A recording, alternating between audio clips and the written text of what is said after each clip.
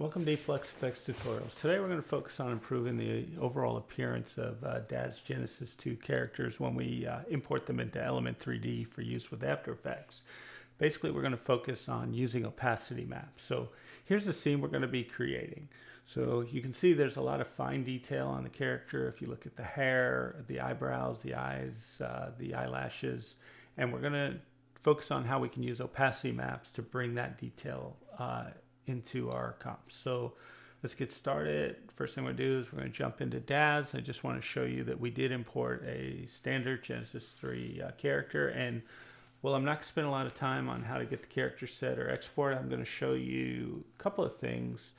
One, of course, to emphasize the detail that's in Daz. I want to show you how we can get that in Element, but I also want to talk about exporting real quick. So you can click on File, Export, and on the Save File Type As, you can select OBJ, and if you hit, you can see you have a few options. If you hit Save, you can see the export options open up. But what really happens here is it doesn't always work, and a lot of times the materials don't show up in Element. So I have a better way. I found a script, and you can actually load this into your library under Scripts and Utilities, and it's called GeoSender. And what's really great about this is it works for a single OBJ for a photo, but it also works for animation, something that is not built into Daz. So you can get an OBJ sequence with this. So essentially just put the start and the end frame, tell it where to put the files, and hit OK. So won't spend a lot more time with that because I really want to focus more on how we created the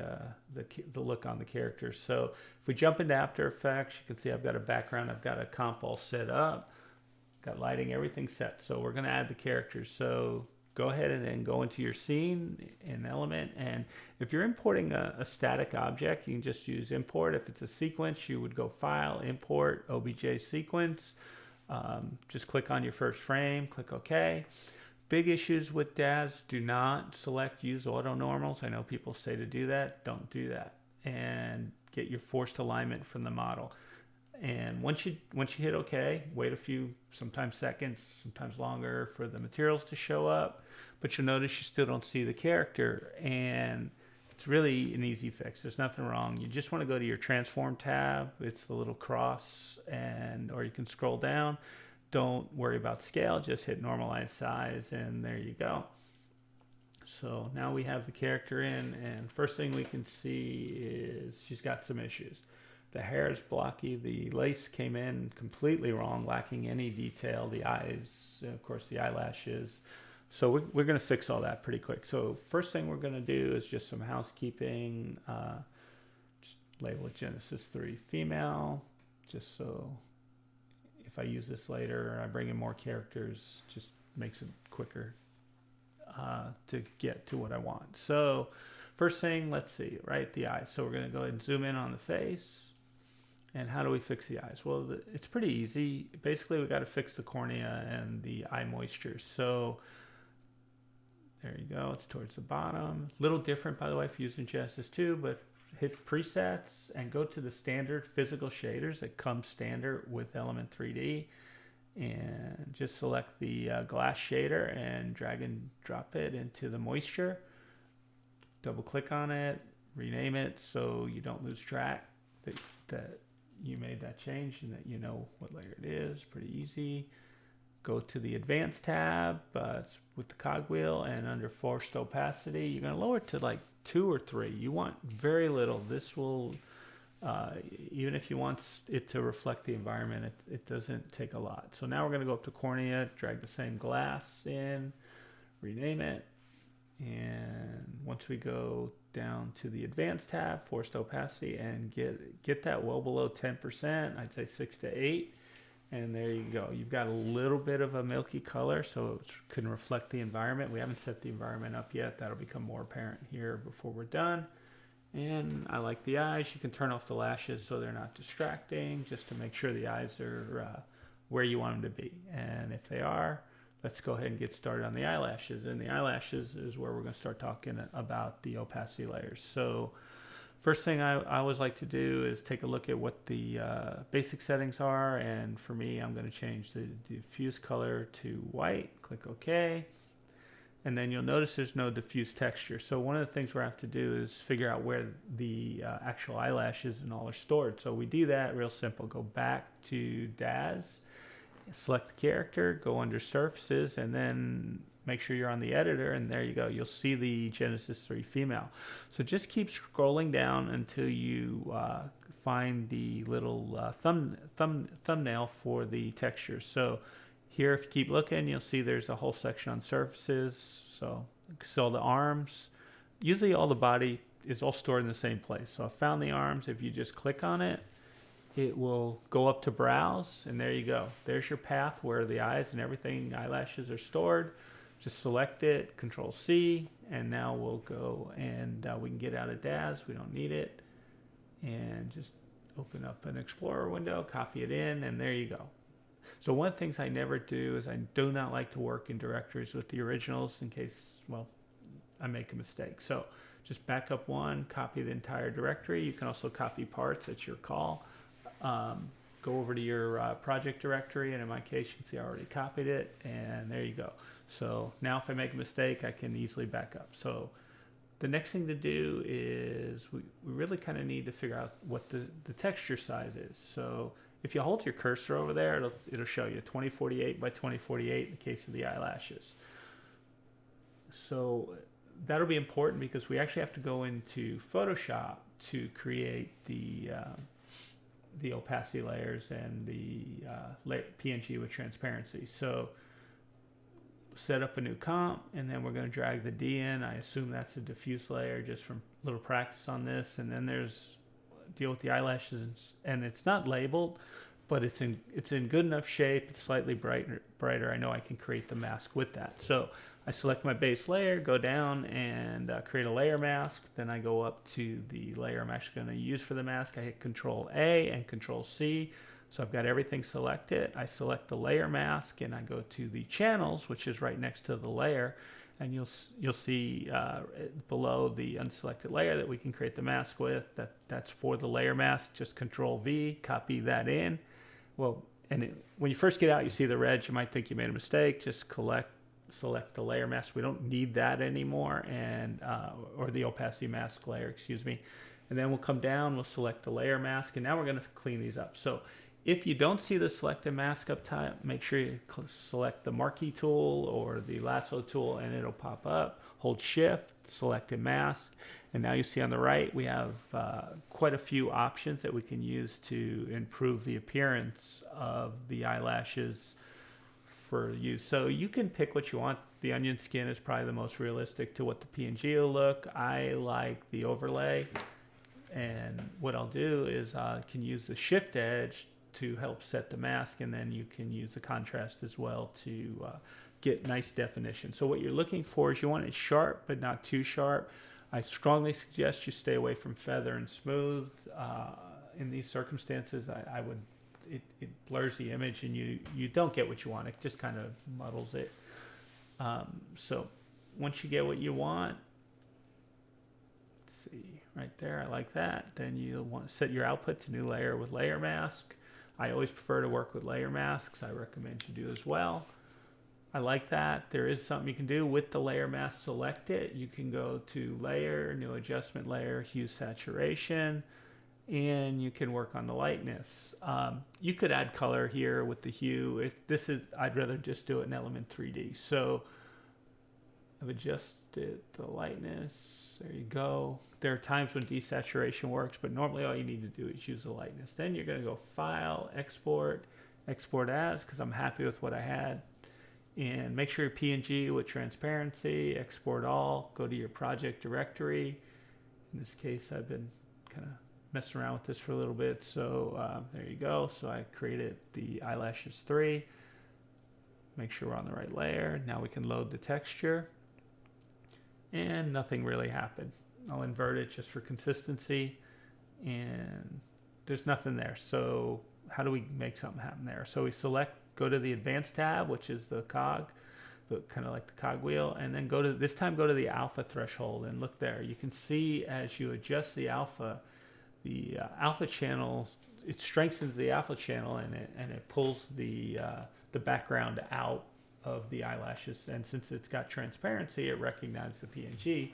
Now we can see the eyelashes. And and here's the reason why I use the white color is because now I'm going to come in and I'm going to try and match the eyebrows, which are kind of red. So make it a little darker. I've found that's the most natural look. And there you go. So now you can already see the eyebrows looks. Now you could do is you could zoom in, right? But I'll play with the alpha threshold because for the female, she might have a thicker lashes. Maybe with a guy, they'd be less so. And I think that looks really good. I like that. So now let's get to the hair. And again, we're going to keep moving pretty quick. There's a lot to cover, but you'll see there's a lot of repetitiveness in the routine. So here's the base. And if you go up to, well, if I select the hair base, there we go. And that can tell us what layer that element loaded. And so, but we'll need to go find where that's located. So I'm going to go back to Daz. Sometimes you can find the path right there from element, but just to reinforce. So if you go to back to Daz, you can see you can find again the location of the hair. Just select it, copy it, and then we'll go ahead and open Explorer and we'll get back to the hair. We'll copy all the hair files into our project directory. If you're worried about space, clearly you can just bring the ones you want. I just copy it all in and I'll clean it up later. You'll see there's the 3 layers of hair, just like you have an element. You've got the strands, the base, and the overall hair. And you can see under the opacity, there's your opacity layers. They're actually, they call them transparencies. That's why you'll see the TR here in Daz. And and again, we can get a look. So there you go. You can see how that feathers in really nicely in Daz. And we're going to try and get as close as we can to that in Element. So here we go. So we want to see what the file size is. It's 1500 by 1500 for the base. So we're going to create a new comp in Photoshop, just called hair base, and set it up at 1500 by 1500. Click OK. There's our new comp. Now we're going to go up and we're going to select the diffuse layer. And you can use color range here, and for this particular texture, you could get away with it. But again, I prefer to stay with the transparencies and make the opacity mask. So I'm going to drag. It's in case of most of the Daz files, they're called TR. There you go, and you can see the detail even on the base, what they were trying to achieve. And so now, how do we get that into to Element? So we're going to go down to the base hair. We're going to select the layer mask. We're going to then select the opacity layer, Control A, Control C, and got ahead of myself there a little bit. And once we get that done, we'll select the layer mask, and we can go up to the channels, select channels, and copy that in. Make sure you turn the layer on. Control V copies it. It will turn red, and it's not, like I said before, it's not correct. Just Control D to get out of it. Now we can turn the opacity mask off. We no longer need it. And here we go, select a mask. I kind of jumped the gun here a little bit, but you could make any changes if you wanted to. That's the other. On this one, I don't think we need any changes. So I'm just going to turn off the opacity mask. There we go. I like the way that looks. I'm not going to make any further changes. I'm going to export it. Export as PNG with transparency, select all, copy it into the tutorial directory, give it a name, select OK, and now we'll go back into Element, and we'll the Daz into Element, and now let's change the layer out. We'll need to navigate back to the tutorial directory, and there we go. There's the new hair base. Go ahead and open it. As before, it does nothing, and we can scroll on down, and same thing. Under the Advanced tab, we're going to adjust the alpha threshold. Now you'll see it. it's really not doing as good a job as what we saw in Daz. And you can go back and use the hue saturation and the other parameters and try and smooth that out so it's not as rough. But what I would suggest is, since it's a base layer, it doesn't need a lot of detail, and so I'm actually not going to do a whole lot more with that right now. We're also using, by the way, draft textures that can affect that a little bit, but let's go ahead and do the strands, and it's the same exact process here. So we're going to turn them on, and you can see they're very squared off. We're going to fix that, and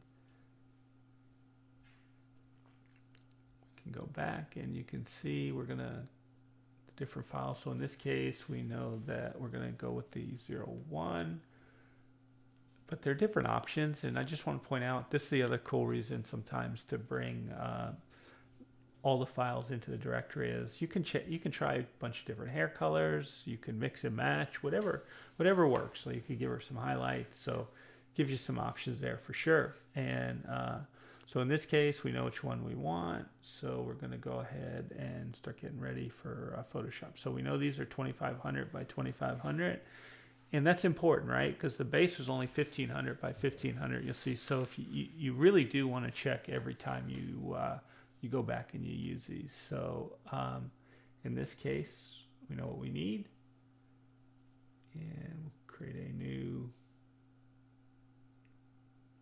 comp for the strands, and we'll change the pixels, 2500 by 2500, background transparent. We're good. We'll drag the diffuse layer in, hit enter to get out of the transform layer, and then we'll go down, and you can see our transparency layer right there. You'll notice there's two transparency layers, but the one we want is the TR1. But if you're not sure, I just want to show you, just go back under opacity strength. So select the general layer for the hair, and then find the opacity layers, and there you go. There's the thumbnail, and that'll let you know that which transparency layer you should be using to make your opacity mask. So we're good there. So let's drag it in, and we're good. And we're going to go through exactly the same process here. So we're going to create a layer mask. We're going to select the opacity layer, Control A, Control C, and then we're going to go to after selecting the mask, we're going to go to the channels channel, copy the opacity layer into the channel, turn off the opacity layer, and there you go. Now you can see the fine detail on the strands of hair. So like that, you can see nothing's even, much more natural. If you had any concerns, you could make adjustments as we did before with some of the layers. In this case, I don't want to make any further adjustments. Export as PNG with transparency. Go to your project directory and find a place to store it. Give it a name, really stretching here, new strands, and click save. See, it'll drop out. Now we're going to go back into Element 3D. We're going to change the layer out.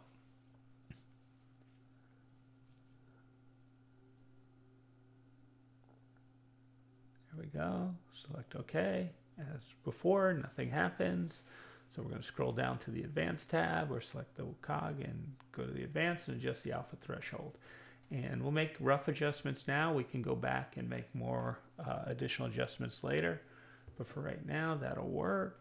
You can see some of the detail now in the hair. Some of it still looks a little choppy, and again, we could fix that later. So now we'll go back to Daz and just kind of,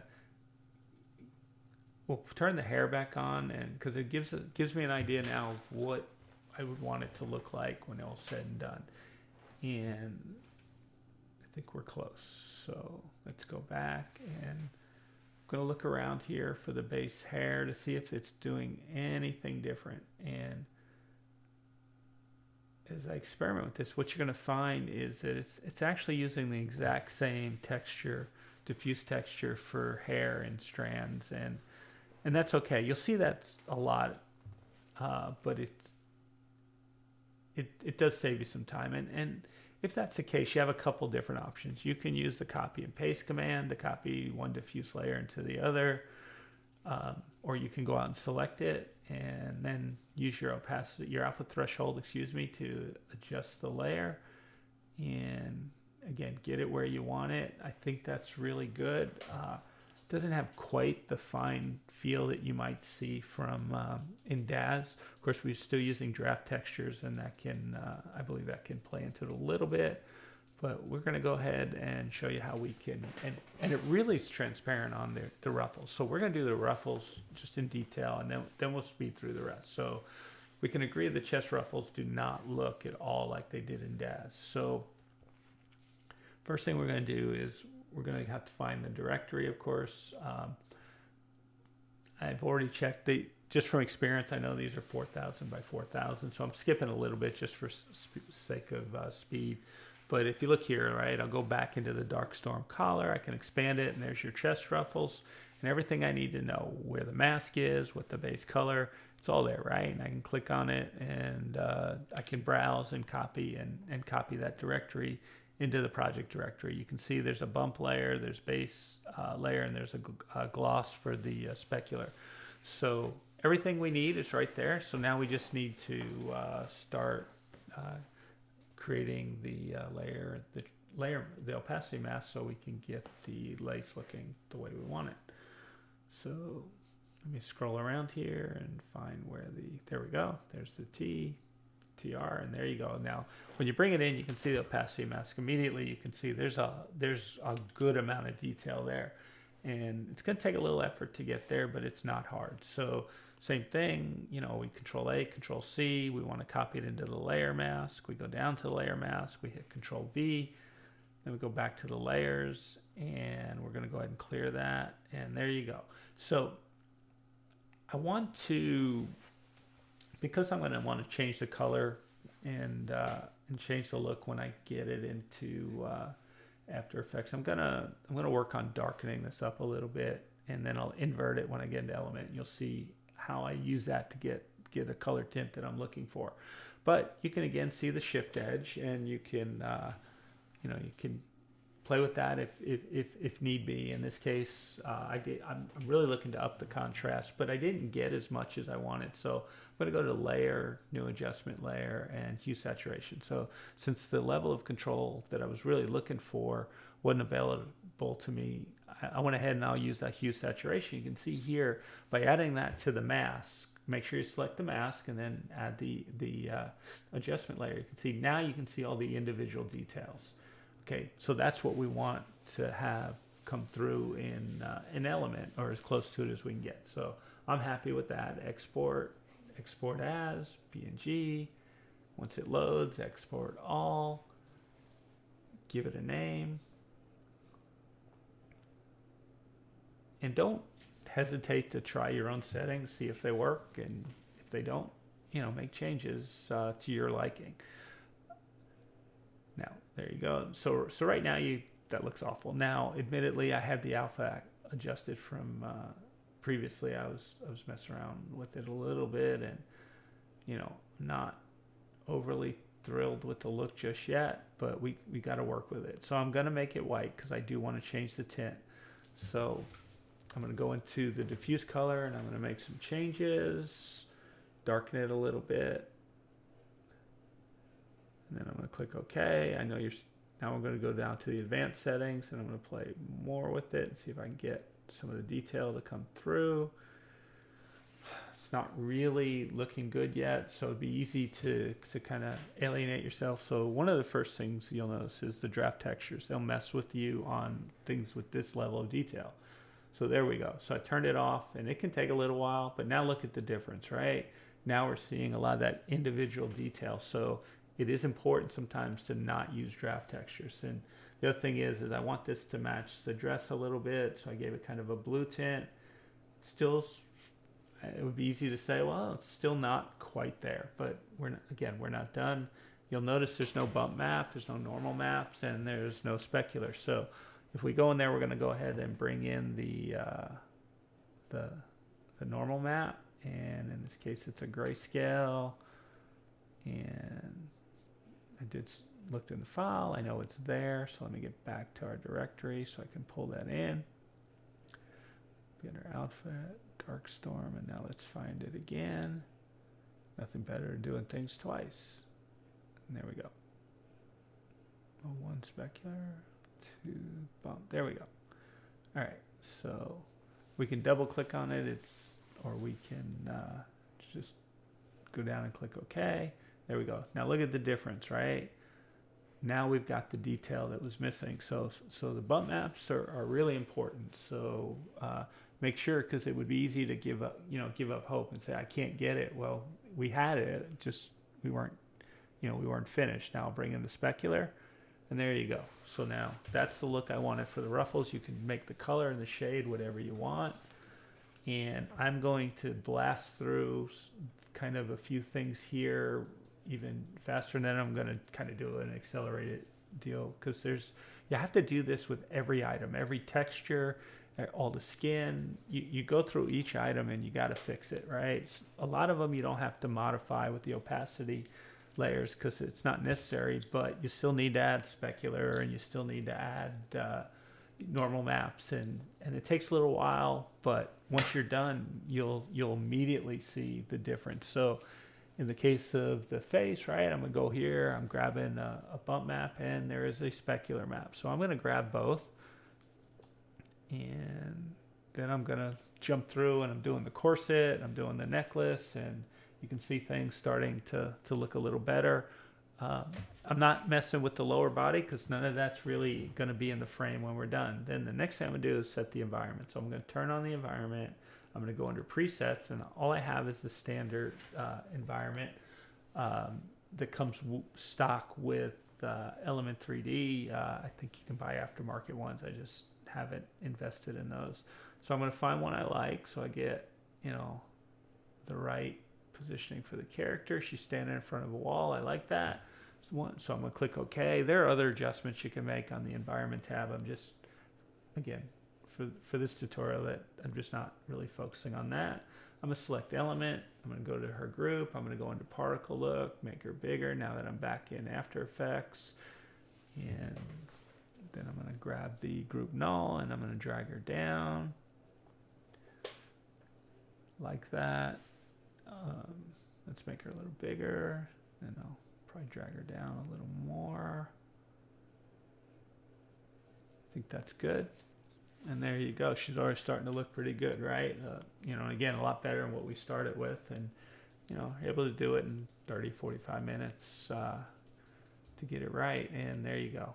And I like that. Look at the detail came through on the ruffles, and get her to fit. I like the lighting, and that's pretty good. So I'll show you here real quick. Here's I pulled in a Genesis 2 male, and I just want to show you what we can do. Look at the way the beard of the hair came through. That's just awful, right? So we can run through the exact same thing. I'm just going to show you on the beard, and then I'll show you kind of what it looks like when we bring them finished into After Effects. So, I'm going to create a new comp. They're only 512. The textures aren't that big here, but we'll go ahead and drag the diffuse layer for the beard, and we'll go ahead and get the transparency layer, TR, bring it in. You can also hopefully see the importance of having these the right size. You can use the color range and all that, but this is just easier. So new layer mask, Control A, Control C, select the layer mask, channels, copy it in, turn off your opacity layer, export all, give it a unique name. Okay. Now when we go back in, we're going to pull the new layer in.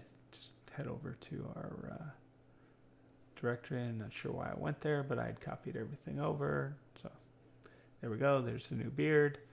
You can see the texture. Click OK. As usual, nothing. Go down to advanced, alpha threshold, and look at the difference on the beard. Look at that. From that clumpy mess, now it looks good. And here's just a comp with the two characters. So, well, thank you for listening. I hope this was helpful. I know we went through it kind of quick. I'm trying to keep these tutorials down while covering a lot of information. If you have any questions, just post them below or PM me. And thank you for watching. And also, please feel free to watch our short film, The Soldier Within, and enjoy the rest of your day.